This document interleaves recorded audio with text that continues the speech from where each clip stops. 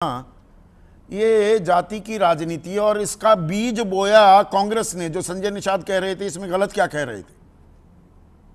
देखिए, मैं तो सबसे पहले कहूंगी आदरणीय संदीप जी कि जात न पूछो साधु की और पूछ लीजिए ज्ञान, मोल करो तलवार का और पड़ा रहने दो बयान, भूल से भी ना कीजिए किसी ज्ञानी का अपमान। लेकिन मुझे आज लगता है कि मोदी युग में मुट्ठी भर मनुवादी गुंडे आज किसी ज्ञान और ज्ञानी से श्रेष्ठ जाति और जातीयता को मान रहे हैं और इसीलिए एक बहुसंख्यक पिछड़े वर्ग के एक कथावाचक को, जो कि शिक्षित होगा, एक शिक्षित कथावाचक का सिर मुंडवाया जा रहा है।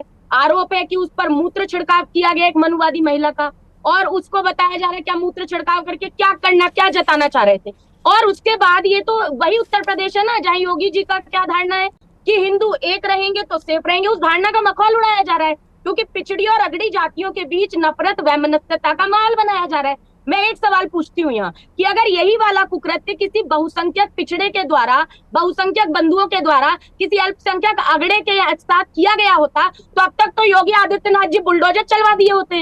योगी आदित्यनाथ जी ने गिरफ्तारी तो हो गई है, 4 आरोपियों की शिनाख्त भी हुई और उनकी गिरफ्तारी भी हुई है और उन पर जो कि विक्टिम है उन पर भी अभी दर्ज कर ली, उनके खिलाफ भी कंप्लेंट दर्ज कर ली गई है। तो फर्जीवाड़ा तो किया है। अगर दो आधार कार्ड सामने आ रहे हैं साधना, तो फर्जीवाड़ा तो उधर भी है, जालसाजी उधर भी की गई है। देखिए आदरणीय संदीप जी, आपने कुछ महासभाओं का जिक्र किया था अपने ओपनिंग कमेंट में और उसके बाद भी मैं कांग्रेस की राष्ट्रीय प्रवक्ता होने के साथ साथ पहले भी बता चुकी हूँ, मैं स्वयं भारतीय ओबीसी महासभा की मुख्य संयोजक हूँ, नेशनल कन्वीनर हूँ।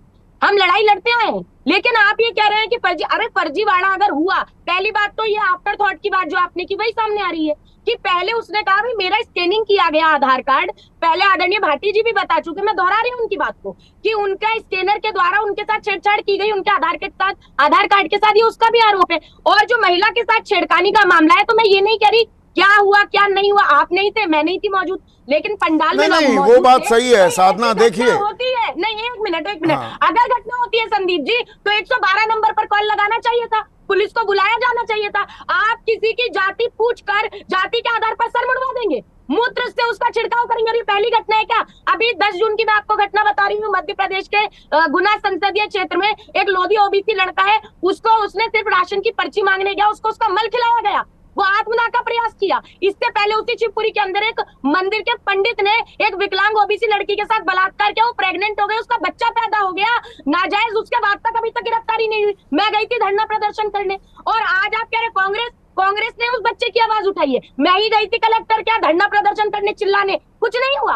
हम कब तक लड़ाई लड़ते रहेंगे? और आप नहीं, पर जो ये लड़ाई लड़ी जा रही है इसमें राजनीतिक पुट भी है ना।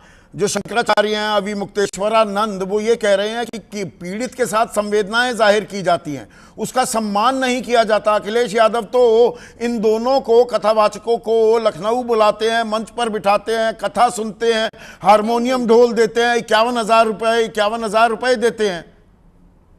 भाई अब मुझे एक बात बताइए कि शंकराचार्य जी ने तो ये कह दिया कि भाई वो तो जो व्यासपीठ पर बैठने का अधिकारी ब्राह्मण है, ये भी तो उनके द्वारा कहा गया। अरे आप मुझे बताइए, क्या ये देश अब मनु विधान से चलेगा?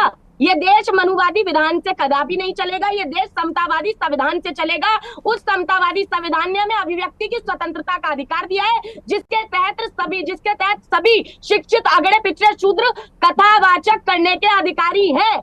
ये शंकराचार्य जी भी कान खोल कर सुन ले कि साधना भारती क्या बात कह रही है। और उसके बाद व्यास जी कौन थे? व्यास जी की माता जी का नाम क्या